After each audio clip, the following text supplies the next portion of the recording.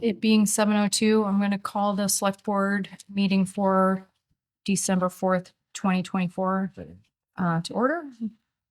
Is anyone here for public comment? No? Okay. Review of minutes for November 12th and November 20th, 2024. Madam Chair, I make a motion that we approve the minutes for November 12th and November 20th, 2024. Second. Any discussion? All those in favor? Aye. I could use some help with this public hearing. Should we open it now and then continue with other business? I think it'd be, Or yeah, can we motion to move it? solicitor has a preference, but to open the hearing and then continue it till 8 o'clock or. Yeah, that's one option, absolutely. Or you can, I mean, it's on the agenda, right? It's on the agenda, but Was it advertised? Yeah. It was advertised. Was it advertised for For for 7? Yeah. I mean, you could open it and then you can postpone it till 8 o'clock. okay. All right, I'm going to open the public hearing for the fiscal year 2025 tax classification. Madam Chair, I move that we table this until 8 o'clock or until Mr. Kovas gets here, whichever comes sooner. I'll second. Okay, any discussion? All those in favor? Aye. Aye. Thanks for your patience. Thank you.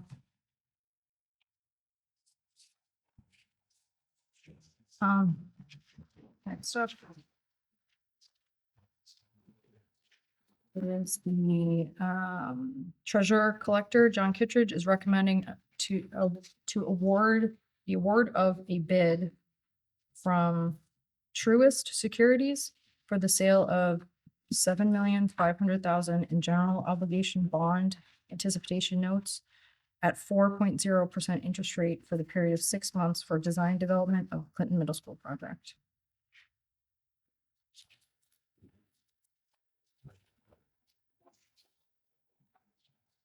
This is just part of our borrowing plan for, Sure. Yeah, this is borrowing for the design development for this school project.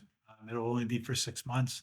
And then in the spring, we can have discussions with the board to see how the future borrowing will go.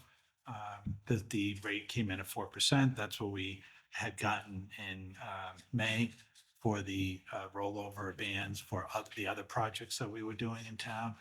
So come the spring, those projects and the school project will have to determine if we want to do permanent financing. There is some discussion with a new administration on the federal level of maybe changes to municipal tax exempt bonds.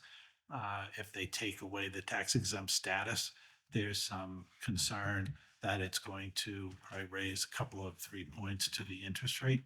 So it comes springtime, there may be some advice to maybe go out to permanent financing, although the school money won't be needed for, construction is slated to start in the summer, but it's 2-year period. So, the thought was doing initial borrowing for the design and then the first year construction and the second year construction. But if there's going to be a major impact on rates and municipal bonds, then there might be some discussion about whether we should just borrow up front. But that'll be in the spring. This year will just get us through this design, and then come the spring will be further discussion once we see what the financial environment is at that time. I'll also move that we go on the recommendation of the treasurer collector, John Kittredge. Second. any discussion? All those in favor? Aye.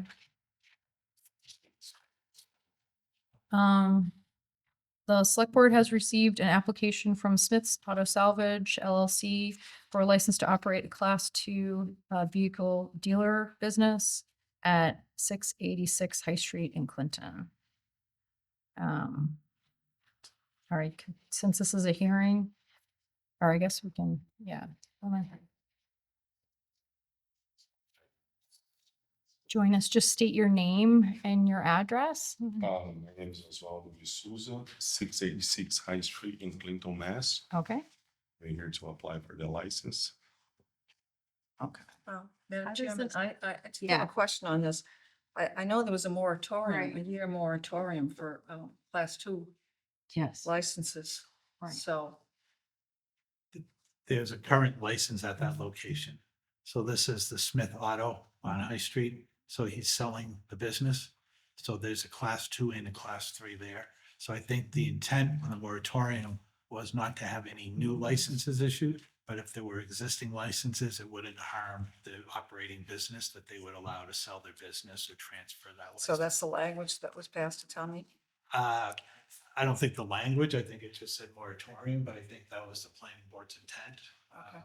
Right. And that, because it was a subsequent issue that came up, but the intent was that no new license, if any existing license, you know, like Mr. Ward said, you don't want to handcuff a business if they were trying to sell the business and the license going with it, because it wouldn't That's result in a new Sure. license. That No, was the that's intent.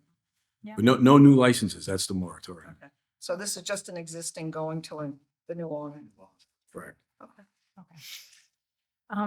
Since this is a hearing, I'll open it up for anyone here to speak in favor of this. I don't know, is it technically a transfer or issuing of this license? All right, I'll close that portion of this hearing. Is anyone here to speak in opposition? Yeah, close that portion of this hearing. What's the I did have a pleasure? question. Yeah, sure. How many vehicles was the request for? I believe it should be up to 25. 25? Is that all out in the front, Yes, all visible? yes. That's what the planning board gave approval for? No, I think it was going to be for the existing. I don't- It exists in 25, right? there's- Yeah. That's on the existing license. Okay, what's the pleasure of the board? Also moved. Second. Any further discussion? All those in favor? Aye. Aye, opposed? All right, 4-0. Okay, and the select board has received an application from Smith's Auto Salvage LLC for a license to operate a class 3 vehicle dealer business at 686 High Street in Clinton. Can I ask what the difference is? To be honest, do not know. It should be the salvage license. Salvage license? Yeah. Okay. Okay. Since this is a hearing, I'll open up the hearing for anyone to speak in favor of this license. I'll close that portion of the hearing. Anyone here to speak in opposition? I'll close that portion of the hearing. What is the pleasure of the board? I'll move, Madam Chairman, that we have the class 3 license. Second. Any further discussion? All those in favor? Aye. Aye, opposed? 4-0. Good luck. You're all set, sir. Thank you so much. Excuse me.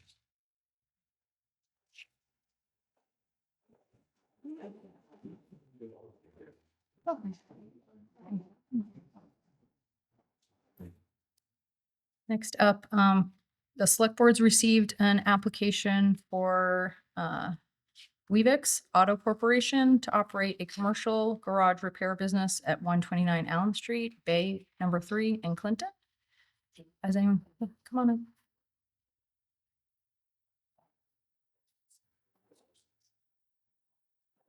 If you could just state your name and address, please. Yes, my name is Charlo Miranda Fonseca.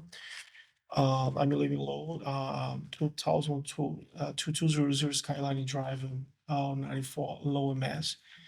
And the application for business 129 Allen Street, Buyer 3, Clinton, Mass. Is this a new operation or? New.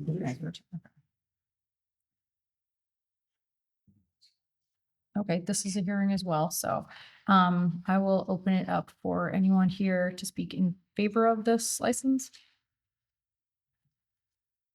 I'll close the portion of that hearing. Is anyone here to speak in opposition of the license? I'll close that portion of the hearing. Madam Chair, can you just explain what's going on? Like, what are we doing? I'm sorry. What are you going to do with the property?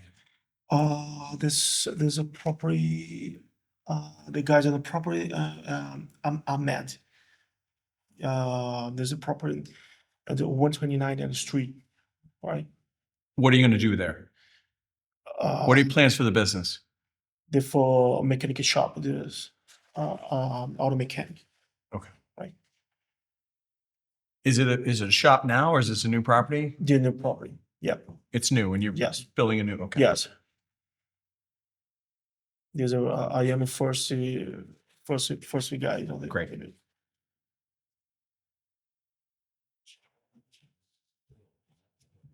Nothing. Okay. from me. All right, what's the pleasure of the board?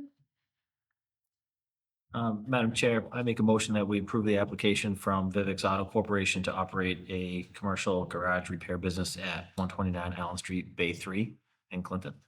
Second. Any further discussion? All those in favor? Aye. Aye. Opposed? 4-0.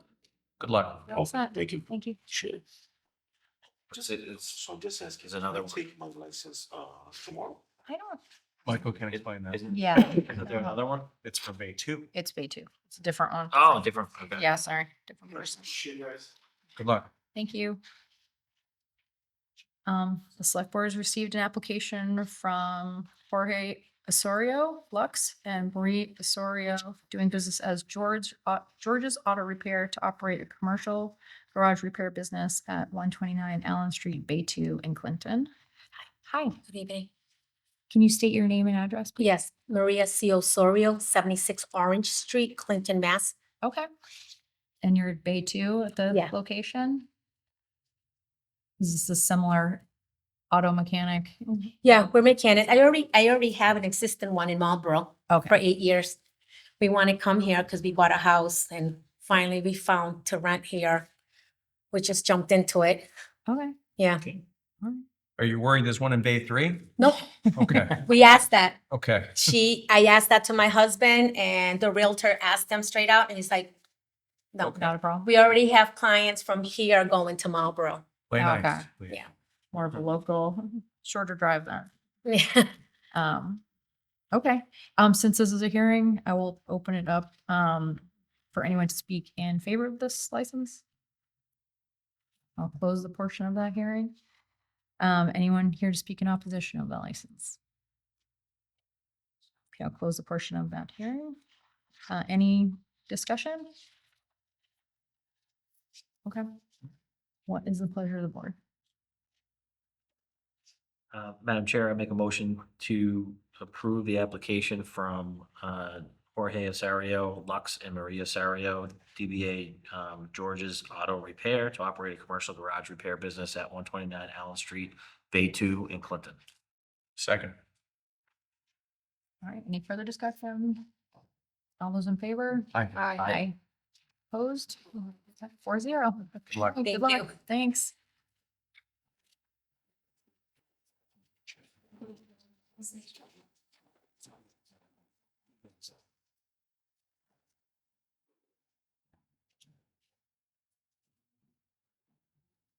Wheelchair. Okay. All right, next up is Massachusetts drought declaration. Massachusetts Secretary of Energy and Environmental Affairs has issued a level 3 drought declaration for most of the state, except for the Cape and Islands, due to unprecedented recent low levels of participation. The drought declaration comes with recommendations for residents, businesses, and communities. Did you want to talk about this or just more questioning whether we need to institute it I have seen other towns institute this locally, so. Yeah, sorry, I That's okay. didn't know it was, No, it's well, was it a question coming from?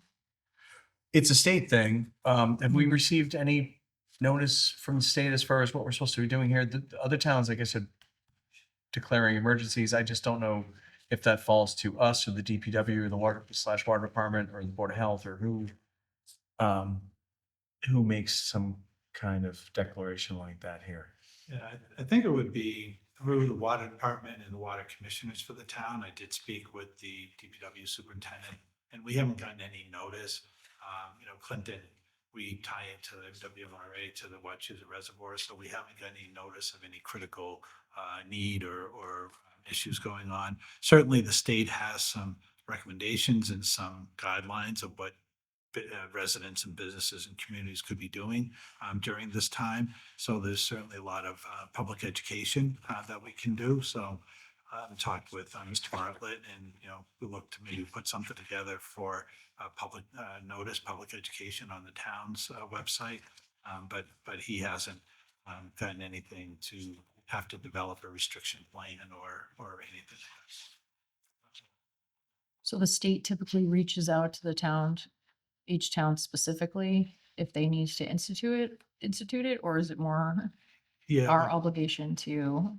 Yeah, we've never been contacted for this. I think if the town was having some difficulties, I think the towns would do their own restrictions. If they were having water issues or restrictions, we get our water from the MWRA, so we generally rely on them for guidance.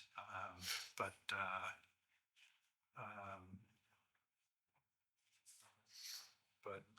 yeah, so I can work more with Mr. Bartlett on this. Okay, thank you. Next up is the Veterans Committee discussion. This topic I am going to table for a future meeting, pending some additional information where possibly town council and potentially another executive session about it. So I'm going to table that. And we'll let people know when it will be back on the agenda. Next up is our continued discussion on the American Rescue Plan Act recommendations. I see we have an updated spreadsheet.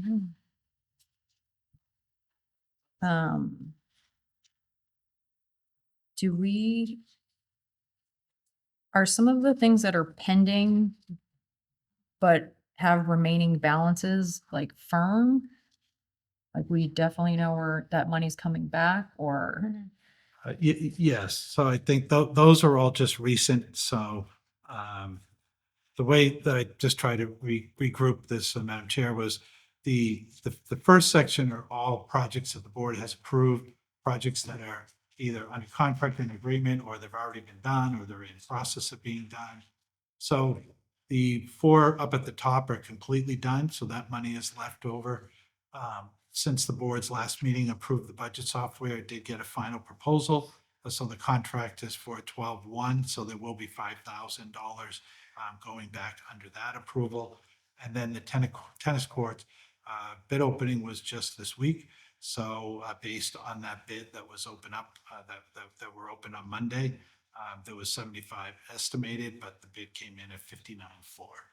So the numbers in that column are what would carry down to the 68,955.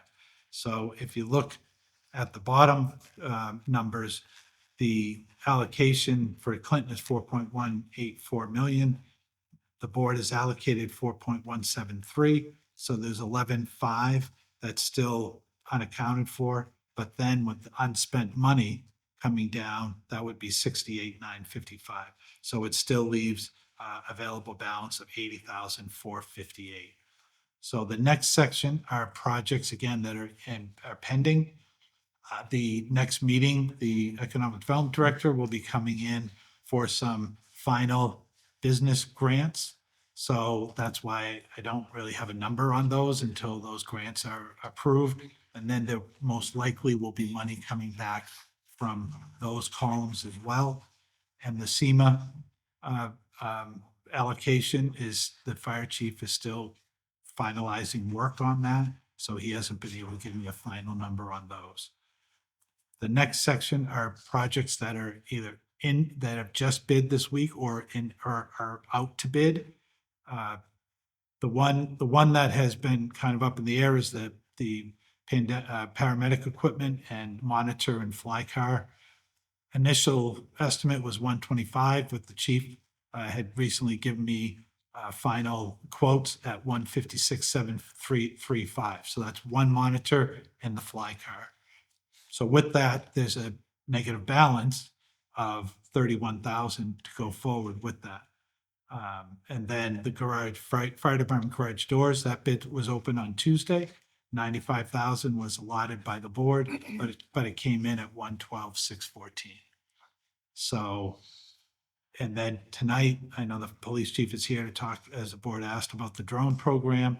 So those three negatives are money that's needed to do those programs. And the other ones are still out to bid, so we don't know those for sure, the ones with question marks.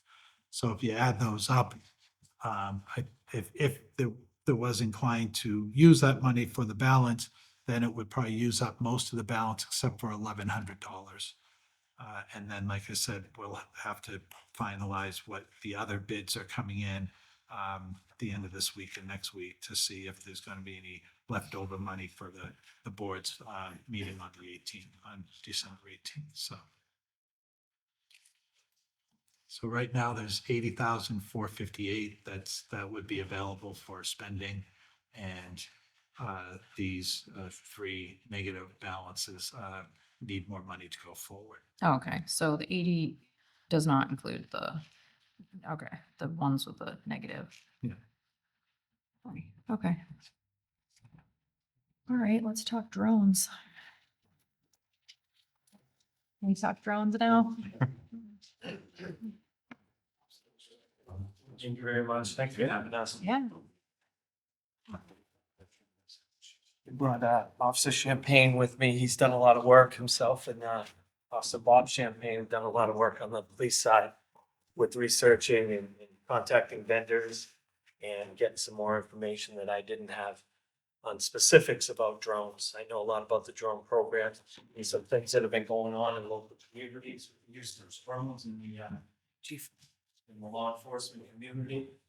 And they know that some of the valuable things that they're doing, some of the success stories because of drones and the use of drones and drone technology in law enforcement and how it's helped operations in communities throughout the Commonwealth, throughout the nation, and even in a lot of local communities. Even here in Clinton, we've had success stories with the use of drones from mutual aid calling in other communities. And this is a program that I've often thought about for a long time, for a few years. I know the officers have had an interest in it. They've come to me. This has always been a funding issue. I've always tried to figure out some of the funding options. And I know that some of a few years back, the drones were in their infancy. I think they come to a point now where they're not just a novelty or a gimmick, that drones are an integral part in law enforcement and in law enforcement departments, like I said, throughout the Commonwealth and throughout the nation. I think that the price has come down, the technology has gone up. There's a lot of standards in place now. They understand that the drone operators, the officers need the training. Matt can talk about that a little bit more. I'll touch on it a little bit. But there's training through the FAA. There's very strict guidelines for privacy issues, very strict guidelines on the use of the drones when they can be used by law enforcement, very strict guidelines on the storage, on the data storage. And we have a lot of that infrastructure in place. In the packet, you'll see, I'll get into everything as we go along. But the first part of the packet is just general information on the purpose and operation of the drones. And like I said, Matt and Bob did a terrific job putting that together, put a lot of information in there. And I think one of the important things is later on too, you guys have some time to go through. I apologize, I'm just giving it to you here tonight. But there's some specific calls for service that were in our community that really touch on the need for the drone and how we could use it and utilize it here in our department and community. 7-year-old autistic boy went missing. Female pedestrian hit and run by a vehicle. A lot of missing persons. We've had some incidents of barricaded people in the last couple of years. Some swatting call at the school. We just had a tabletop exercise down the school as part of the school administration and the officers and the fire chief, DPW, facilities, and it went excellent. We had a lot of information and talking. And one of the things is about the scene as a whole in a major incident like that. And I think this all comes under the ARPA funding when there's a major incident, whether it be a critical incident, active killer, or a natural disaster, where the drone can survey the whole scene and see things that the officers can't obviously on the ground. They can, we talked about reunification and when these incidents happen, people run out of the building, we need to account for those people, where they go, whether it be students or whether it be an incident at the hospital or a workplace. And drones are being used throughout the country for things like that. The swatting calls at the school that weren't real events. We've had some bomb scares at the courthouse and some other things. And the officers did a good job going through the reports and listing those out. I have copies of them here. They weren't redacted, so I didn't want to hand anything out. There's a lot of sensitive information on some of them, and some of the nature of the calls with suicidal people or some mental health issues and that, where the drones would have come in handy and have come in handy when we've called out other departments that asked them to use it. Also in there is just a page, a drone, a guide to operations. Also included in there, Harvard, Mass. Police Department policy and procedures for small unmanned aircraft systems, drones. And why I included that, they're a neighboring town. Chief Babu, who I know very well through the Central Mass Chiefs and everything, and throughout the years, both patrolmen. He was in charge of the drone program for SEMLAC, the Central Mass Law Enforcement Council. He's since passed it on. There's a gentleman out in the Auburn Police Department who's in charge of that now. But the Harvard policy and procedure is pretty much the standard. It's pretty much cut and paste in the SEMLAC organizations, which are 60 communities in Central Massachusetts, which the town of Clinton is part of. You guys in June signed a new revised, updated memorandum of understanding for the SEMLAC and mutual aid agreement that we've been part of for years and years before I became a police officer in town. And that provides us with the resources and kind of regionalizing things. We don't often utilize it, but it is there. It's great to have. And they have a drone unit, they have a motorcycle unit, a SWAT team unit, but they have a drone unit over the last few years that they've come together. They've developed this policy that Harvard has. And I think if we do get a drone and program in place, we're going to pretty much, we've looked at other policies too, Worcester, Mass State Police. We would just mirror this policy. We basically cut and paste because I think it's very thorough. It covers everything. Like I said, the 60 SEMLAC communities, whoever has a drone program and is involved in SEMLAC, the wording is the same. And I have that there, and I'll talk about a little more about that too as well with when we go into it. I just get right into the policy, sorry. Harvard PD's policy and procedures, it mirrors the standards of SEMLAC, use it for communities. It's clear and concise policy and procedure. It defines the purpose of the drone, policies and procedures in place. It covers the policy, privacy issues with drones and when they're used, the administration and authorization. Not everybody would have access to the drones, only the drone operators who are trained to fly the drones. And they would make determinations when they go out, depending upon weather and type of call for service and that.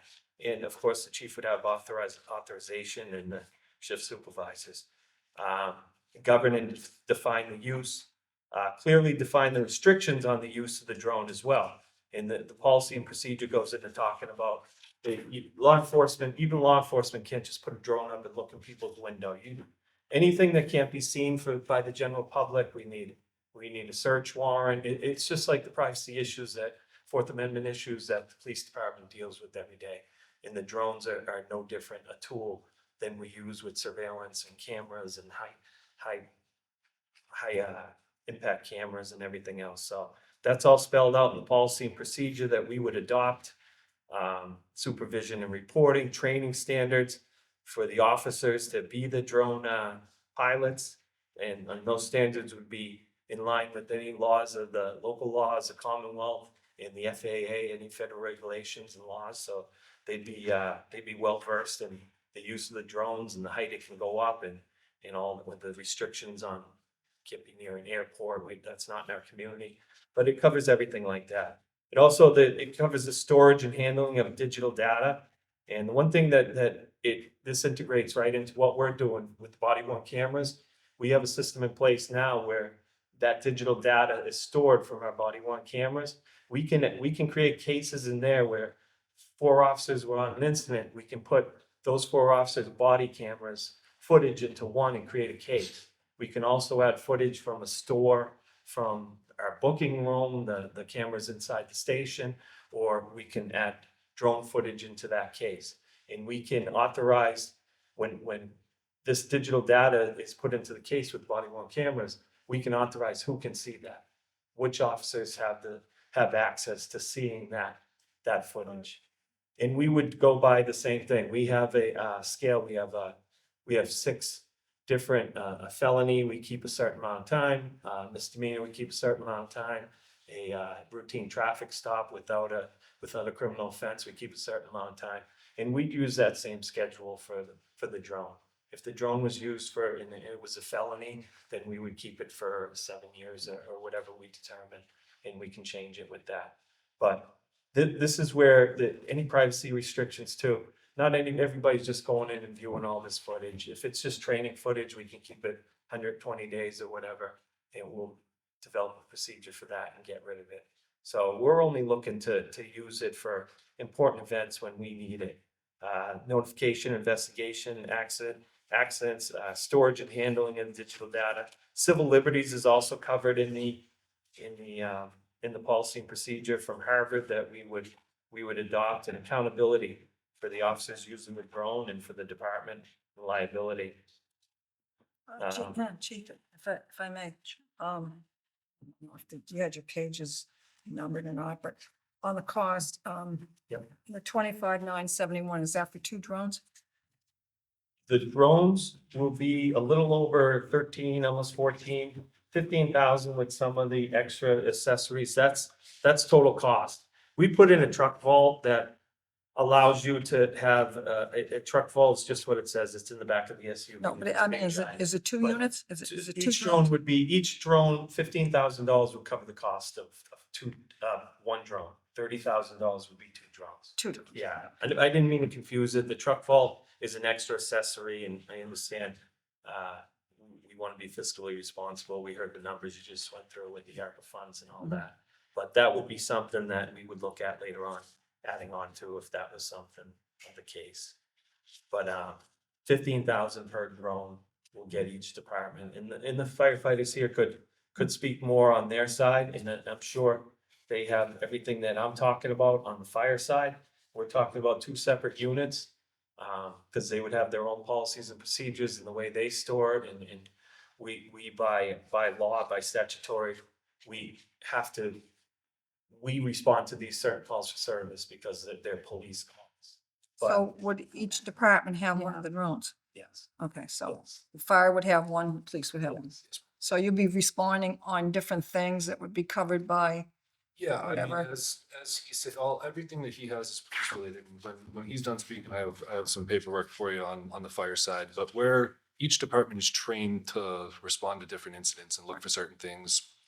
As far as like the data storage, we're not collecting evidence, so we don't have as strict of rules as far as that. We're looking for someone out in the woods that's injured, using it at a brush fire, stuff like that. But yeah, one drone per department is what we're shooting for. And we can always help each other. If someone's needs to be serviced, we can swap back and forth, which is why we're looking to buy the same drone from the same vendor. Everything gets serviced at the same place. And that quote for the drone includes, and Matt and these guys can talk more, but that includes the training where the company comes up here and trains us. So if we bought the same unit through the same vendor, like we said, which only makes sense, it would come up and train all the officers who are going to do it and all the firefighters. And that would be soup to nuts on how to do it. We would still have to go. These guys have done some training through towards their FAA license. We haven't taken that step yet because I want to see where we're at with the program and what approval we'll get, what timeline we have. But these guys are ready to go. The CEMLAC, the Central Mass Law Enforcement Council, conducts a training a couple times a year. These guys have been in contact with them, and the training is free to prepare for the test. And they said it's not till spring, June. Or something. Yeah, it's twice a year. Yeah, and Spring, we just missed the one in the fall, so there'd be something coming up in the spring. It's offered at other locations too that we could go to. There is a fee for some of that training, so we're trying to do the best we can and try to get the same training as these guys have and as counterparts around us have. So if we get involved in the SEMWAC with the drone unit, and these guys will have some, they can form some relationships with other entities around us too. Harvard, Berlin, there's a few around, and these guys are top notch. Like I said, Chief Babu was in charge of the program, and I know Berlin has all sides of the drones. They had I believe they had some things donated to the department in town over there. Well, Madam Chairman, I know there's a lot to digest, but Yeah, I mean, I thought it was a good idea when it first came up because, I mean, you can really see that there would be uses for it. So, I mean, I would move that if the money is there, that we approve it.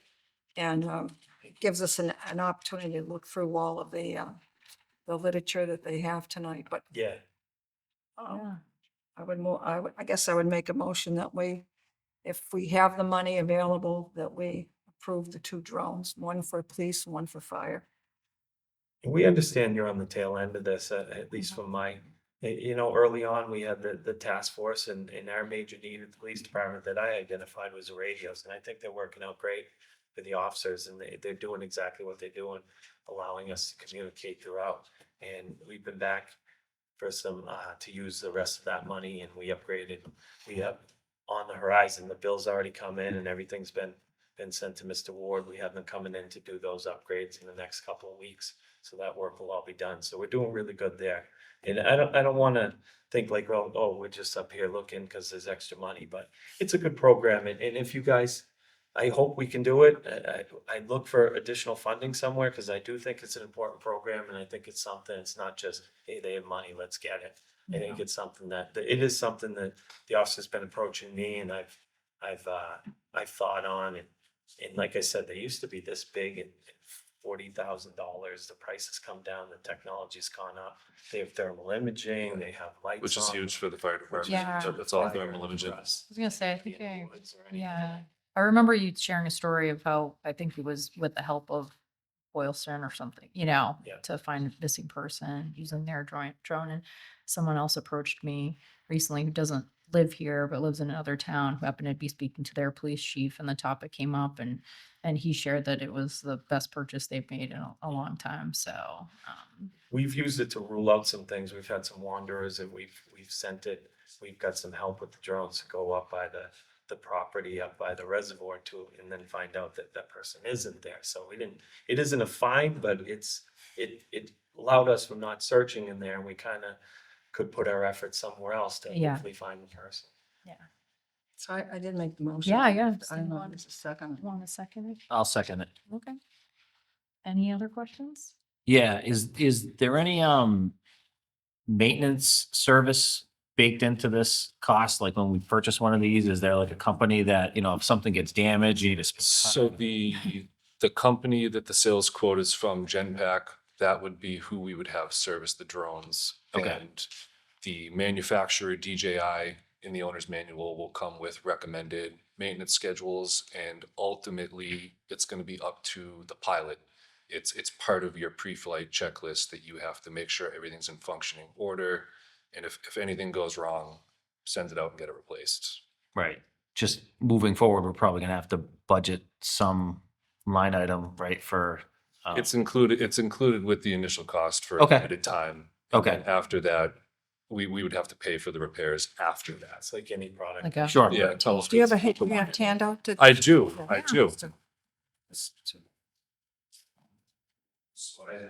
The only additional there is, and it's in the policy from Harvard about liability insurance on the unit, but we don't know if, as the town is self-insured, I'm not sure if Harvard as a community is, so it may come under, that's something we have to look at, but that's a cost of maximum $1,500 a year.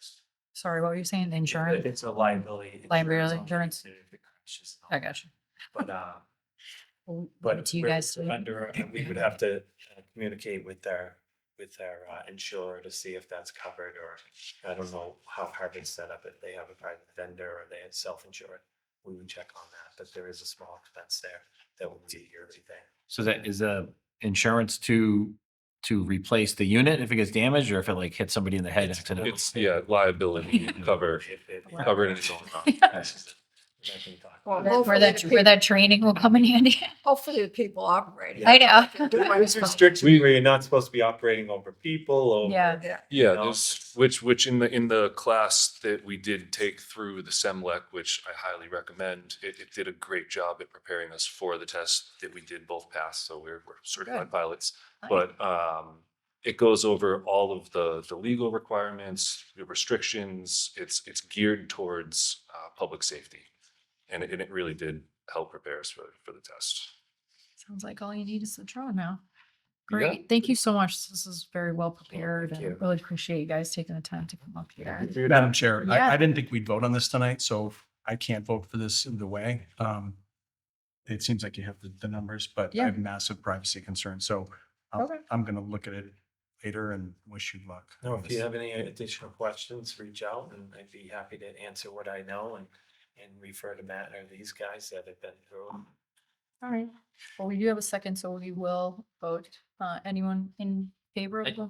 or we I just had- more discussion. I just had one more Okay. question. It just got me thinking, because I know liability insurance, but is there any way to like insure this piece of equipment, like in case something happens to it? As far as a warranty goes, Yeah, we could reach out to the salesman. We Yeah. could probably build that into the quote. okay, You probably extend the warranty. Yeah, or I'm something. sure you can pay for incident warranty. okay, all right. Thank you. That's all, Madam Chair. Thank you. Okay. All those in favor? Aye. Aye, opposed? Present. Okay. Thank you. Thank you. Appreciate it.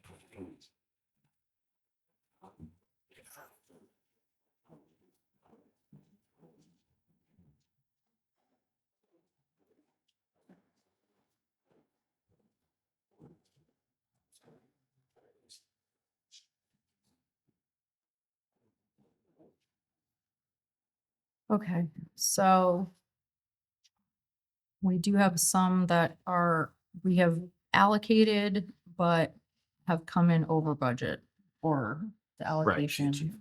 So Madam Chair, so Yeah. Mike, just so I understand this, I Yeah. think the math works out. So if the 30,000 that we just allocated for the drone, and then the 17 and the 31 for the paramedic and the fire department garage doors, if we do that, that basically takes us up until almost like $1,000 with what, okay, Absolutely. Yep. all right. And we're still waiting for the grants. Right. Information. That'll be at the next meeting. Mr. Duffy indicated he'll be here on the 18th. Is that beyond what we have already? Yeah, that's plus.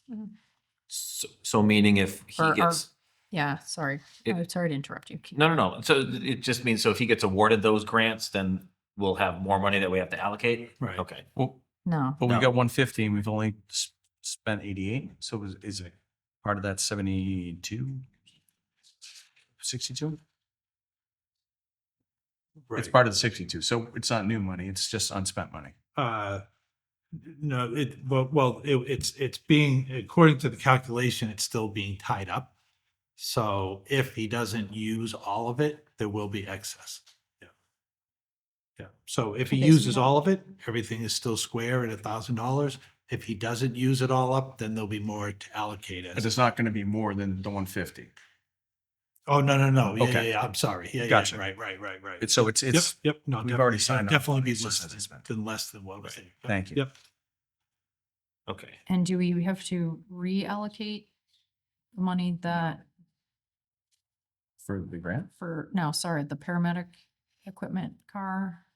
The Yeah, ones we that have- have negative. Yeah, we would have to, I was just gonna make a motion. Okay. So I'll make a motion that we allocate the extra $31,735 for the paramedic equipment and car, and the extra $17,614 for the fire department garage door upgrades. Second. Okay. Any discussion?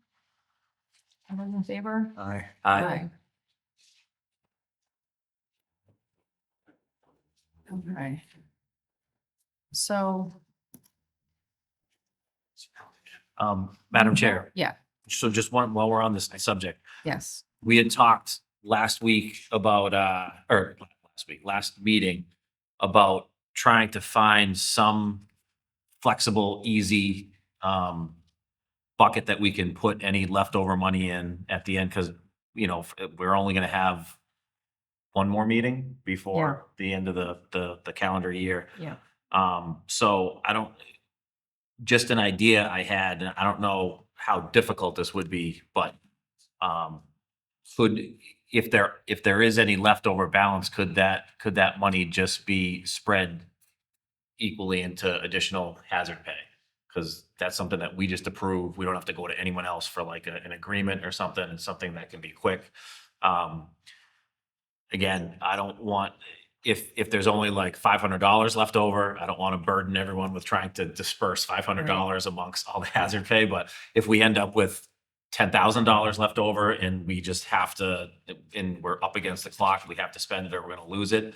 I just think that would be a reasonable alternative to just losing it back to the federal government if we had that option. Yeah. Makes sense.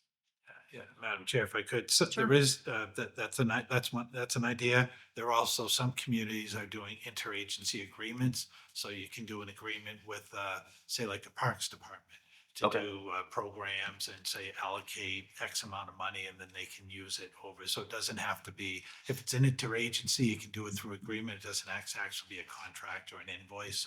So maybe even if there's other departments that may be eligible, something that might be an idea as well. Perfect. Even better. As Yeah. long as we just should have something ready at the next meeting Right. to prepare if we have leftover money that we can we know that we can do that with. Yep, absolutely. And then with all this bidding being concluded and the grants and everything, so there should be a final number for that meeting and then with some suggestions of how to use it. Yep. Okay. Okay.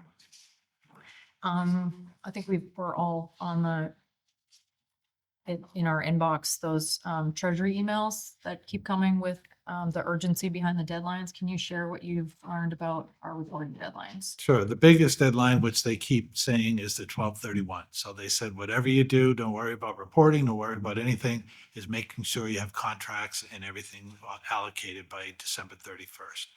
The reporting deadline to put all the projects to them to show what's been spent is April 30th. So I believe that can be done earlier. So certainly, once some of these that are done, we can start putting those in. But April 30th is the deadline to report all the projects. But they said before you worry about that, make sure that you have contracts in place by December 31st to be able to tie up all the money. So do we have to report on those contracts by the end of December? No, No, that's we it. just have to have paperwork. You that just says- have to have paperwork, exactly. Yep. Okay. You have to have the paperwork in place, and then by April, you have to report, and then the April of 26, you then have to do an expense report as to how much of those projects it was actually spent. And hopefully it's all of it, but then you do a report then to show what was used. Madam Chair. Yes. Mike, can I just ask one specific question? I know I'm being selfish here, but the Strand Theater redevelopment, were we able to get that signature yet from just to get that contract locked down, or?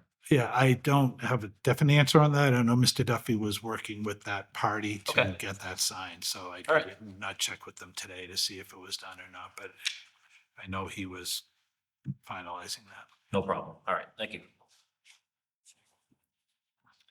So Strand contract, the grant program, business safety net, and the SEMA supply vehicles, like we'll have that information before the next meeting. Right.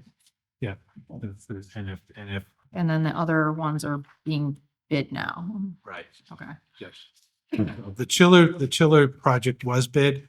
That came in on Monday, but the facilities director is still reviewing it, so he hasn't made an award. The tennis court one, he was able to do references and feels comfortable with that award, but he's still reviewing the chiller bids and the garage doors were short, so there was enough money to make an award on that one. So, and then the water line will be bid this week, and I think December 16th is the town hall floor replacement project bid. So, yep, so we should have all Okay. that for next meeting. All right. So the other ones that were bidding came in over, so should we have a plan? The two others that are bid, we allocated 125,000, 95,000. They came in more, so we could potentially be looking at, we've overspent. If the bids could be such that we can't award contracts, so the Yeah. amount was allocated was what's in that column. But then, you're right, the question is gonna be, if there isn't money to add to those bids, then now instead of, having $1,000, you might have 150,000, so now it's back to a bigger project to try to find out. I believe that the chiller bids may have come in a little bit lower, so that's why Mr. Farragut is still reviewing that. So, hopefully if there is more money needed between the grant, leftover money from the grant and some of the bids that we already do know about, hopefully there's enough money to make it all even out, but that could be a concern if they come in over bid and now we don't have money to add to it, and then we have the allocation to address. As I kind of want to like learn about this information as it's coming in, can we maybe even say like in a week, whatever we have circulated again, or just so that we're not learning about it like on the last meeting that we have to decide, that we have some prior knowledge so we can maybe determine our next steps. So perhaps if it's either before the packet or it would just be nice to be able to have that information prior to the meeting so we can Sure. discuss it. Yep, or yep. think The two would be the water line and the town hall floors. So as soon as those bid, I can send an email to the board. And then when Mr. Farragut makes a decision on the chillers, I'll let you know on that too. So Okay. the fire equipment, paramedic equipment is good. The doors are good. The board supported that. So, and then the last issue, the board will be talking about in executive session. Yep. So. Okay. Any other questions related to ARPA? Okay. Moving on, do you want to give a town administrator's report? I think, Madam Chair, the only thing, just wanted to just let the board know that the human resource manager started this week. So he's on the job. Mr. Ray Aguirre is on the job, and I'm very excited getting started and getting orientated and looking to help out. So we'll be meeting with him and the superintendent of schools on Friday, so we can kind of set the course.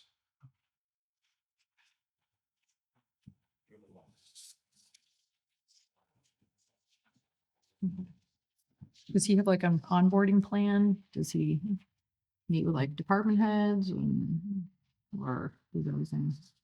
Yeah, I think we notify departments that he's on board so that if they want to come and meet with them. But I think his initial thought was to kind of do an audit in the office and see what's there for systems and processes and, try to get himself familiar with how things are done here in Clinton so that when people do come to him, he is able to answer those questions. So I think that was his first thought, was to try to learn about our system here that was set up by the previous HR.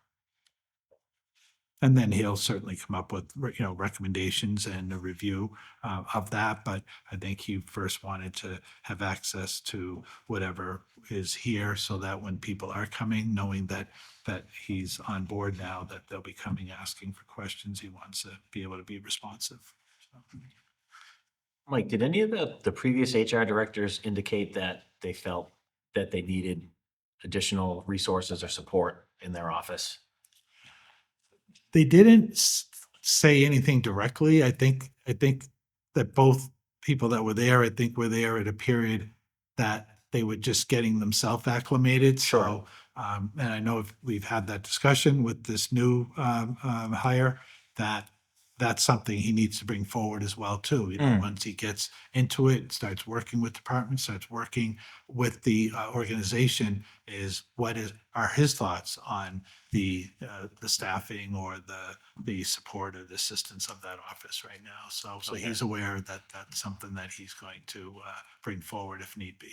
But All right, I yeah. never had any, you know, like even like during budget time, like the individuals that were here before, you know, they put together their operating budget and Yep. they didn't ask to put staff in. Okay. There. So All they right. never came to me and said, "Oh, I can't do this job without more staff or more resources or whatever." So I think it was just an ongoing review, and they never really got to that point. You know? All right, and I'm not speaking for the board, but just myself. I just think that office is very important to the town. So if there was ever a need for some additional support to execute what that office needs to do, I mean, I'd be open to entertaining some sort of a part-time position, but we'll let the new HR person get acclimated and figure things out for himself. Yep, no, absolutely. Thank you. And talking with Dr. Meyer, we stressed that to him as well, too, to Mr. Ray. I'm sorry, I'm getting stuck on his name, Ajir. So, so he's aware of that. So we certainly want to support because we feel it is a critical position that we need to keep and not kind of keep having changes every year or year and a half. You know? Sure. Okay. Thank you. Aside from him just getting like acclimated, do you have like specific like goals in mind for him in like the first 90 days of things? you That's our want to- meeting with Dr. Meyer on Friday. That's what we intend on doing at that meeting, is to all of us, the three of us, to sit down and kind of talk about, where we go from here.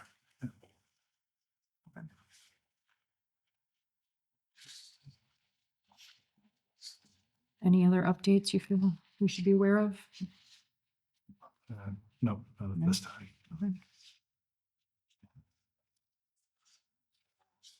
Okay.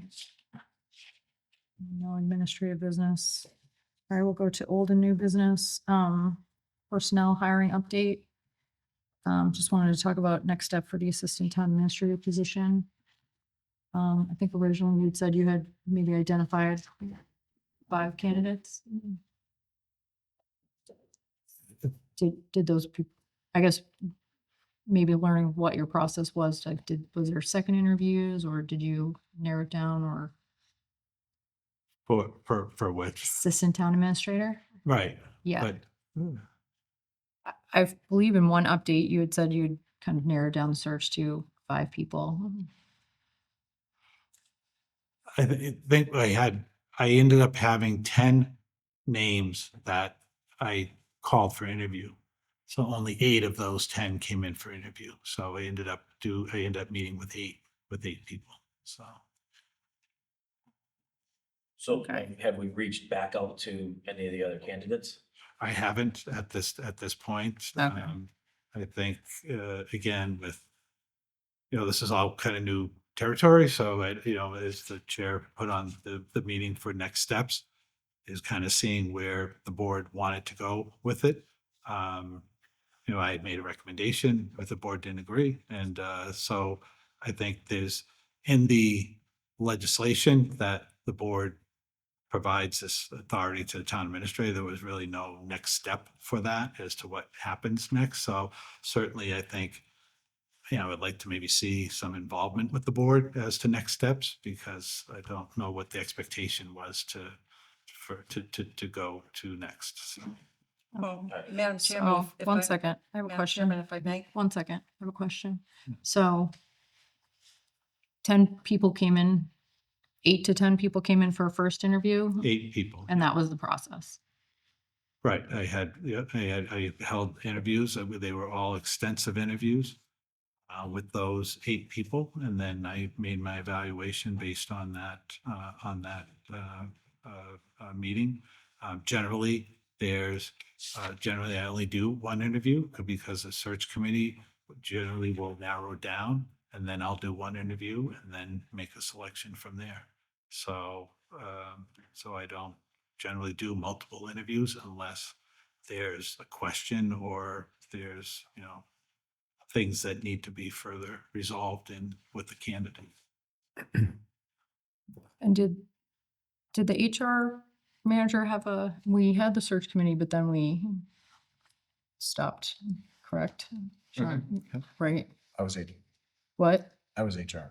HR, that's what I mean. I was just kind of going back to like what, and you and Dr. Meyer had one interview with that candidate too. I'm just kind of looking for what Yeah, well, on that one, we ended up, I thought you had interviewed with other staff too for that one. yeah, on that one, there was myself and Dr. Meyer that we met with the list of the candidates that the search committee provided to us. And out of that list, there were 2 that we were looking at that there wasn't a clear one or the other. So we ended up doing a second interview and brought in other people to kind of just evaluate just for some additional thoughts. But if it was a clear candidate, I wouldn't have gone forward with another interview, but because there were 2 people that had different attributes that we just wanted to talk to them one more time. Okay, hold on, Mary. Yeah, I just, I know at our last meeting, the administrator brought in a recommendation, which was presented to all of us through an email. And I just don't know how a board can vote without any discussion to not go forward with his recommendation. That authorization was given to Michael. He did the procedure. It certainly appeared to him that he had a qualified individual who was a 22-year employee in that office, had educated herself with an undergrad and a master's degree, and that he recommended, and that there was not one word of why this board did not feel she was qualified for that position. I think there should be at least some dialogue from the board as to why you're rejecting an employee that's been here for 22 years, We had an opportunity. has never, excuse me, I'm Yeah, like continue. finished, has never been anything but a valued employee to every board before. There was never any objections. She works well with all town employees. And I just don't understand why she would be rejected without a word as to why she would not be considered by the board. And I just think it's a shame. I think there should be some respect. Madam Chair? Yeah. We had an opportunity for discussion. The motion was seconded. There was an opportunity for discussion. So No, the chairman did not ask for discussion. we can go back and review the tape, but I'm almost positive when the motion was seconded, it was, is there any discussion? And then nobody said anything, and then we took the vote. So if somebody wanted to speak in favor or against, that was the opportunity to do it. So to say that there was no discussion, there was an opportunity for discussion. So if you felt that way, Mary Rose, I think that would have been the appropriate venue to express those feelings before we voted. Well, But you chose not to say anything as well. to be quite honest with you, Mr. Duval, I've never seen anything like that before. That an administrator was asked to do something and he did it. And he did it with the best of intention and recommended that individual who's worked for him for that entire time. He knows her ability. He knows what she can do. And he recommended her for the position. And we exercised our authority to Yeah. reject that recommendation, All right. which is within our authority. Yeah. So I don't understand what we're discussing right now. Well, I have my All right right. to my opinion, and Yeah. I'm giving my opinion. No, Fine. the So opinions are I'm fine. giving my Give your opinion, and I just think that Joyce Corpusero is a valued employee, and she was obviously valued by the administrator. And he was exercising the duty that he was given by this board. And we exercised our duty. So the plans moving forward, I believe you included the resumes for all the candidates in the email you sent a couple hours before that meeting. Mhm. So, if you want to put forth your next 3 candidates, and then we can all take a look at it so we can give some discussion. Yeah. And we'll come together and continue that process. So, I mean, we have to find out if those 8 or 7 other candidates are still Yeah. interested in the position first. Because they're. Well, why don't we, I mean, I would, yeah, maybe I would like to look at the resumes and see without, I mean, Well, I guess what I'm I saying. don't disagree. I don't want to get these people like, again, hey, you know, it's, But we shouldn't waste our time reviewing a resume for somebody if they're no longer interested in the position, right? Yeah. So I think the first thing we should do is ask Michael to reach out to those other candidates to see if they still have interest. If they have interest, then send those resumes out to the board to review. And then, I'm assuming that, are all 5 of us going to be a part of this process now? Or are we going to nominate like 2 people out of the 5 to be a part of this, or how do Well, we? let's think about it, and then next week we can decide on what we think we should move forward with, but Okay, if we could do that, that would be helpful. okay. Madam Chair, so Yeah. so just to be clear, so Sure. follow up to Mr. Duval's question. So you'll decide later on whether it's going to be the full board or a subcommittee of the board who will do the interviews, right? But it'll be the board in some capacity, right? Is that accurate? Yes, Okay. I just wanted to clarify. if that is within the statute of, No, absolutely. No. it's not- Yeah. I just wanted to just be clear on that. yeah, if we're overstepping the bounds of Yep. of what we've got, then certainly let us know, because that's not the intent. Yeah. Okay. I think we have exhausted everything. What's going on down there? Oh, is that Matt locked out? Oh, could be. I'll No, go check. let me- Should be,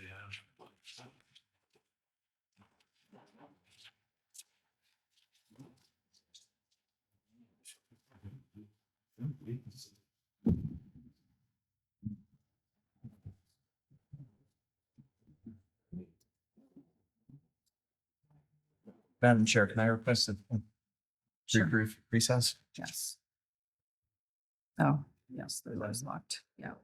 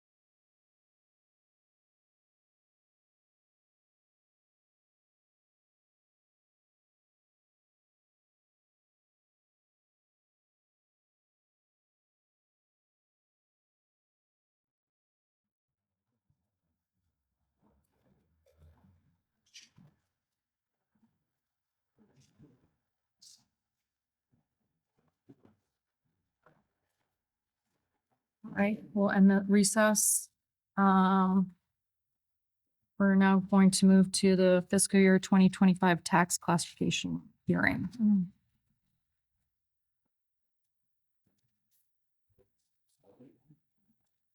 Thank you for coming. We take 5 or 10 minutes and maybe just kind of flip through the presentation. I'll just highlight a few things as we go. Thank you. Page 3, excuse me, has nothing to do with the classification, but I just want to let the board know that using the Civic Plus website system that we have, there's online forms available, and Demetra, my assistant, has been diligent at basically all of our forms are now available to be filled online, and it gets submitted and comes into us electronically. It's working out really well. So I thought I would just mention that. All right, so this is an interim year. Last year was a full reval. The next reval is going to be 2029, which is a ways away.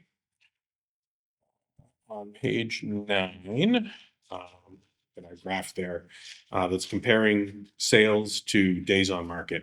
And you can still see there's quite a spread there between the two categories, and it's still a strong indicator that the market is still very strong, particularly here in Clinton. Well, it's not necessarily true across the state and the country, but here we're still enjoying a very strong market. Page 10, sales trends for this year, showing what MLS is presenting. So it's still, we've got a small decrease in the single family, but otherwise it's still pretty strong. And you can see what the 2 and 3 families are doing. Very desirable income properties right now. Page 14. And this has always been, this is why I'm here to discuss the shift. Demetra was able to put together a list, and we've included it this year. So we've kind of categorized everything here. So we've got the top block is a shift of 101 to 150, which we're currently in. And then the maximum shift from 151 to 175. So you can get a feel for what communities are making those choices for last year. And where they were. There was a slight movement upward from 23 to 24, but nothing dramatic. It seems to always hover around that 32% of the communities. Page 17, this is our historic increases. And if you look at the bottom, since I've been doing this since 1999 or fiscal year 2000, the average increase has been about $137. That's over the period. Last year, we were at $353, and you'll see a little further down where we are now. For this year, page 18. So this is kind of a summary based on the actual trends. So if you go over to the right-hand side, pretty much everything is still continuing upwards. And I would think the first question would be, why are the two families different? Because we're comparing MLS data versus the data that we're actually using to develop the values, which is 1 year prior. So they're not going to always match up. But the big takeaway from that one is the 11% reduction in the industrial class. And that's due to the mill conversions. So the mills continue to go away and move to the residential side. Okay. Page 19, the column on the right in blue is showing what share of each class would pay before there were any shifts selected. So that's a single rate. Page 20 would show you the share on the left-hand column, excuse me, the levy percentage. If we maintain a 150 shift, that's the burden that will be shared by each of the classes. 21, maximum allowable levy versus our estimated levy. So there's a pretty good margin there. We've got a couple of $1 million in excess. Page 22, just highlighting, start to highlight now some of the structural changes between the different rate shifts. We're currently at 150, which is the yellow line. So those are the last year's rates. Going down to page 23, if we look at the yellow again, so this would be the proposed increase in the tax rate for the residential side based on an average residential single family currently valued at 415, 353. So if we stayed there, we'd have about a $225 increase to the average taxpayer, single family. And then at the very bottom, each 1% change is about a $12 plus or minus. And you can kind of see that spell out. If you look at the 152 or go down to the 148, you'll see it represents about $12 for each point shift. On page 24, that's just kind of stratifying out based on whether you have a lower value property or higher value property. You have a better indicator there. On page 25, as there is no typical or average commercial industrial property, basically, I'm sorry, wrong slide. This is showing actual property. So if you look on the left-hand side, we've got some commercial repair, light industrial, pharmacy, those kind of things. And you can see what the first yellow column was last year's tax. The next column to the right in yellow is at 150, what the tax would be. And then if you go over to 140, you can see they would each get some degree of reduction, would be lower than last year's. On 26, now I'm trying to compare the average residential property to a theoretical commercial industrial property valued at the same amount at the 415, 353. And the two green boxes are indicating basically an increase of $91 on each of the classes. And basically what that chart is saying is that between 148 and 150 approximately is where the shift would equally impact both taxpayers with the same amount of increase. So I think that kind of covers the core information there. Certainly happy to answer any questions. And then on page 27 are the options available to you. You can go to a single tax rate, which I'm sure is not an option. We can maintain the 150. From the mathematical perspective, that previous slide would indicate that the 149 would be an equal impact to both sides, residential, commercial, industrial. You can continue to shift down as recommended by the classification committee back from November 2018, or you can select any other shift. So that's about what I have. Thank you very much. It's always very thorough and easy to understand, so appreciate the time you take to do this. Madam Chair, Yes. can I just ask about that 11% industrial? Yeah. So with the split rate, if I'm reading this correctly, we're taking property that was taxed because of the split rate, was taxed higher and is now going to be taxed lower. So that's costing us a lot of money. Correct. However, the other side of that would be, even though it's being reduced in the amount of levy against each parcel, the improvements that are being made are going to overshadow that. Okay. It's just going to take time for that to happen. So like the big projects down in Main Street, it's going to be 3 or 4 years probably before those are all realized in levies there. And not holding you to, but ballpark, would it ever catch up with the split, or? It would exceed this. It would exceed this. Exceed. Yeah. Yeah. I mean, those are substantial projects. Okay. Because it was in such disrepair? Yeah, basically, yeah. What about the property on Union Street that I think the same developer is taking? It's going to be essentially the same scenario. You're going to feel the impact initially, and then Okay. we will get it back in a few years once the development is finalized. Thank you. You're welcome.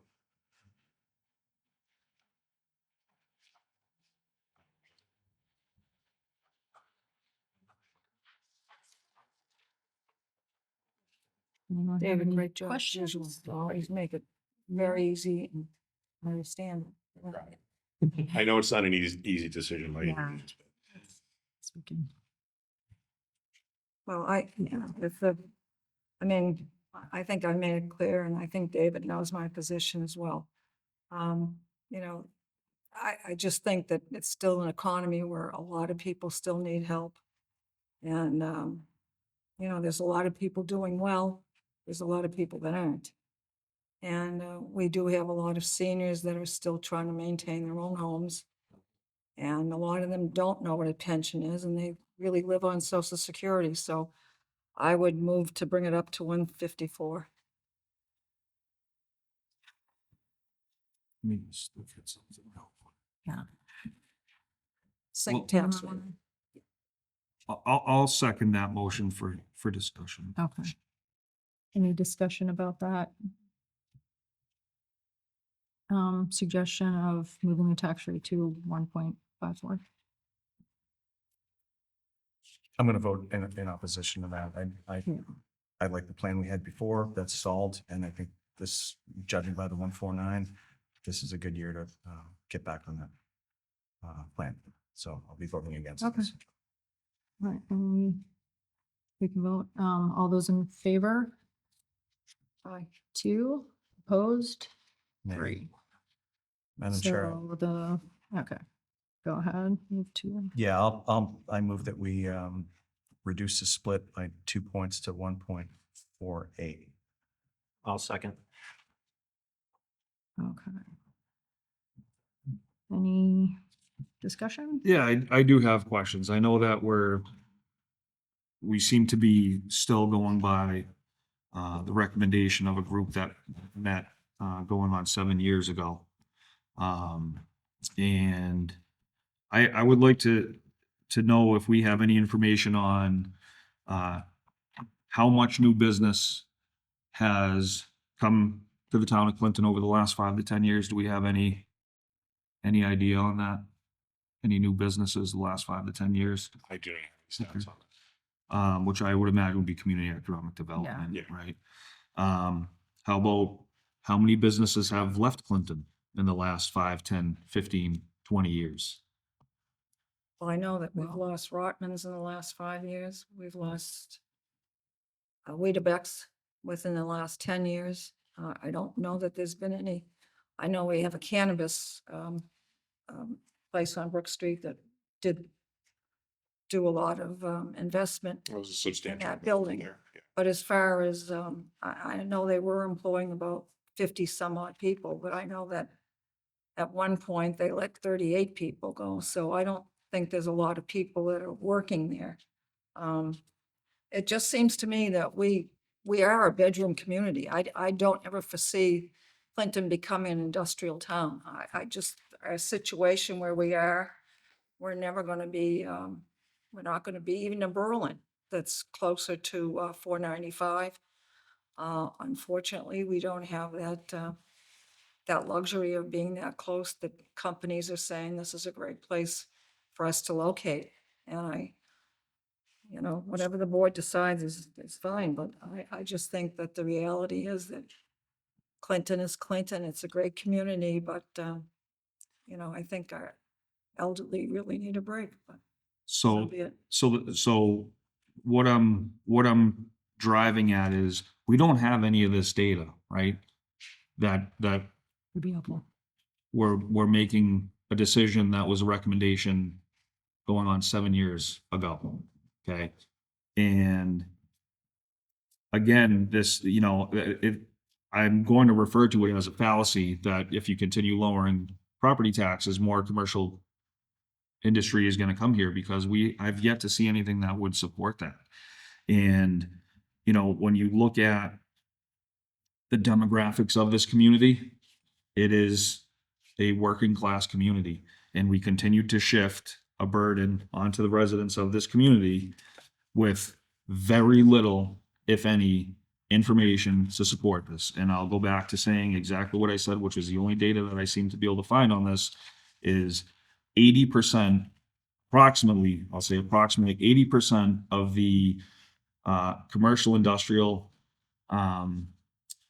tax revenue generated in the state of Massachusetts comes from 20% of the communities in this Commonwealth.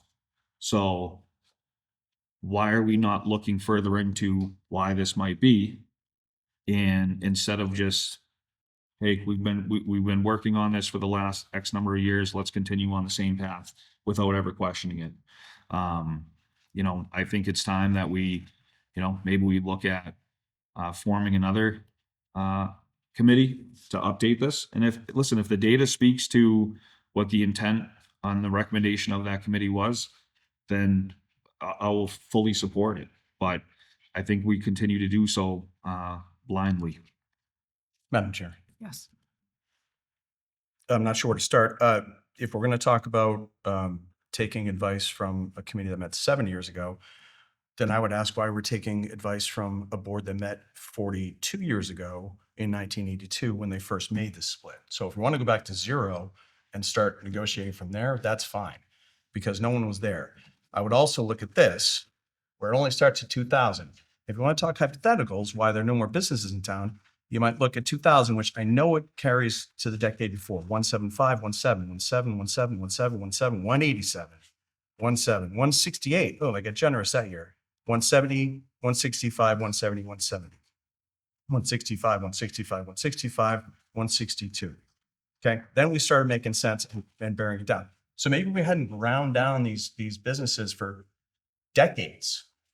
They might still be here. If you want to talk hypothetical. That's a complete hypothetical. Sure. Well, since we're talking hypotheticals tonight and going back to boards from years ago, I would argue that we focus on what's in front of us right now. So what's the hypothetical that you're referring to that I stated? That businesses are leaving town because of what? I don't know. Like, Well, that's not a hypothetical. That's a question.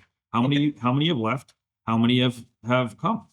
That's a question. That's not a hypothetical. okay, let's go back and We ask. probably will not, get that data. You need that data.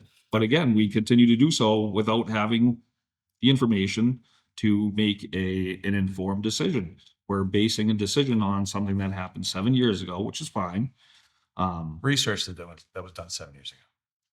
So why can't we update that research that was done 7 years ago? You could have done that. You asked the same question last year and nothing happened in between. So again, it's not a good year. Play back the tape. I could have given you guys speeches tonight. We could have saved 10 minutes. You're in touche. Yep. It's the same Right. exact, hey, this is what was advised, this is what we need to do. Yep. I mean, you Because look I at think it's the right decision. I understand. And I'm it's not going to it's- argue with your it's on my opinion. website if you guys want to look it up. I'm not going to argue with your opinion on it, but again, let's not do so under the fallacy that this is going to encourage businesses to come here. I guess what I'm saying is if past boards in the 90s and the 80s had the vision that the board 7 years ago had, then maybe we wouldn't be in this situation. If we hadn't run those businesses down with a tax split that the Department of Revenue acknowledged is politically based, it's just a great way to hand out a discount to residential voters who have a voice and commercial people who don't, then maybe we'd be in a different position. I don't know. I'm hoping that in 20 years, they're going to be better off than we are now. And All right, any other discussion? I think just that, I mean, there's no definitive data that says that this is, I don't think there's any definitive data either way, We because acknowledged that in right, 2017. there's so many different factors that go into this, but as I think we've discussed in the past, this is one of the few factors that is within our control. So I think if we are serious about welcoming new businesses, I think that doing this gradual reduction of the split, I think is a responsible thing to do. And the Chamber of Commerce, which represents the businesses, I mean, this is the first time I think they haven't been at one of these. They sent a letter in support of it, but the organization that represents the businesses in town, they certainly seem to feel that this is a positive step to encourage business. And to be quite honest, philosophically, I just kind of struggle with, why should a commercial property be taxed almost double a residential property? I just philosophically I don't think I'm to the point where I would say I want to go to a single tax rate, but I have problems trying to rectify that in my head. Why would a business get taxed so much more than a residence? I mean, if you look at it in terms of resources that are utilized from the town, I would argue that residents sending their children to school utilize a lot more of town resources than a business does. And yet we're taxing the business almost twice as much. So I'm in favor with staying the course of reducing the split I think it's a responsible thing to do. I think if we're serious about welcoming business here, it's one of the few things that we can actually demonstrate that we're trying to do to make it a more welcoming community for businesses.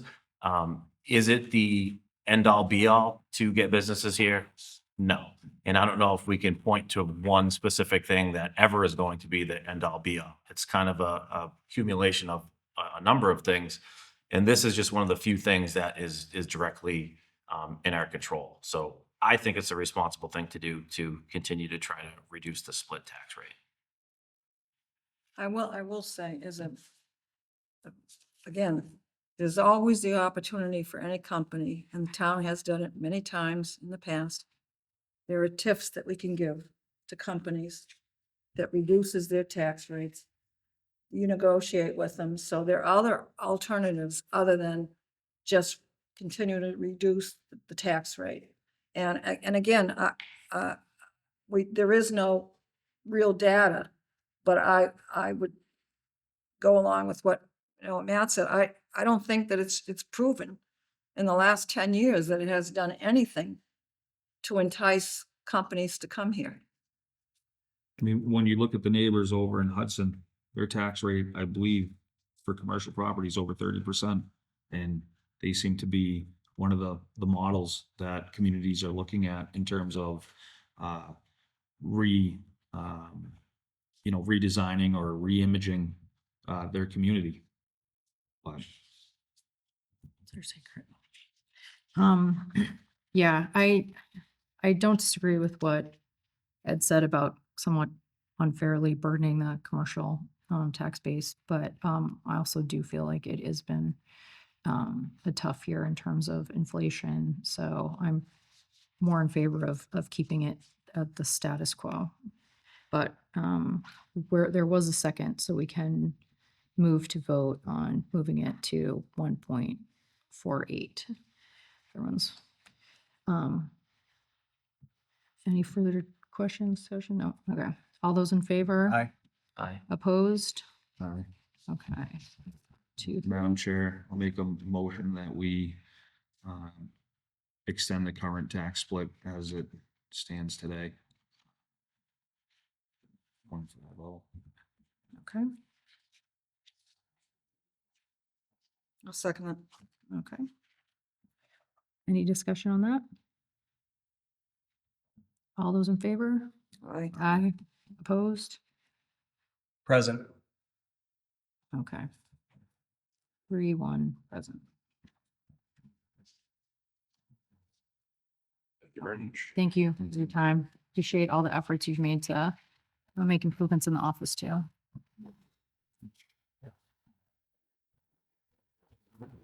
That's last. Okay, that is. Does anyone have any committee reports? Okay. I think that's it. So we are going to I always screw this up. Adjourn from open session and move to an executive session, and we will not be coming back to open session. So this will be roll call. Ed Duvall, aye. Sean Kerrigan, aye. Julie Bruce, aye. Matt Kovas, aye. Mary Dick, aye.